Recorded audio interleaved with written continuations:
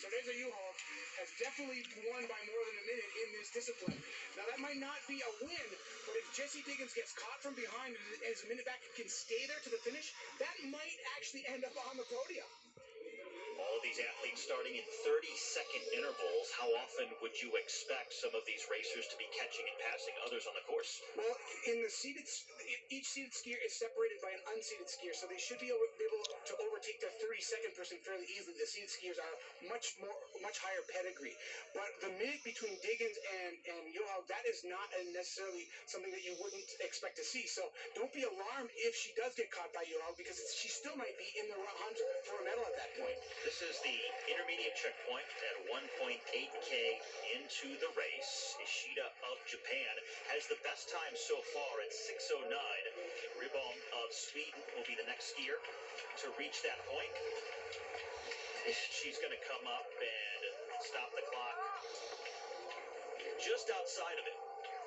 Not surprising to see Ishida leading the time check here. She is a veteran of the World Cup, and 10K Classic is clearly her best event. Krista Parmakoski of Finland coming up next. Parmakoski kind of a leader of the Finnish team, but as of late, Kerttu Niskanen got a win, the third win of her career just a few weeks ago in the World Cup circuit. Niskanen's probably the top Finn in the classic technique right now, but Krista Parmakoski came away with four medals to her career, had a very successful game. But here's Niskanen, her teammate, going out next. Kerttu Niskanen, part of a very robust Finnish team. When the women's cross country was added to the Olympic program way back in 1952, this women's 10K was the first event chosen to be included, and Finland swept the podium that year.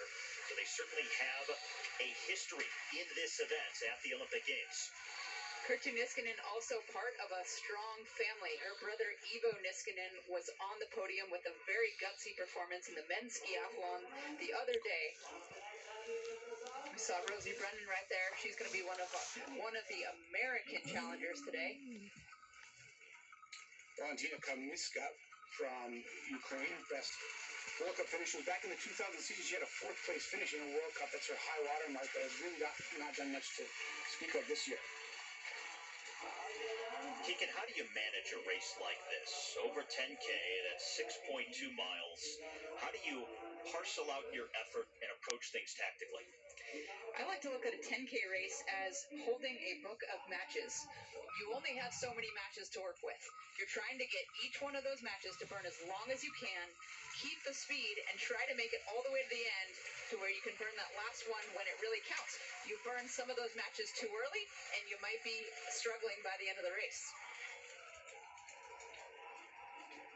Ishida still maintaining the best time at that first time check. Hennig of Germany, the first of the top seeded skiers to start, will be the next one to go through.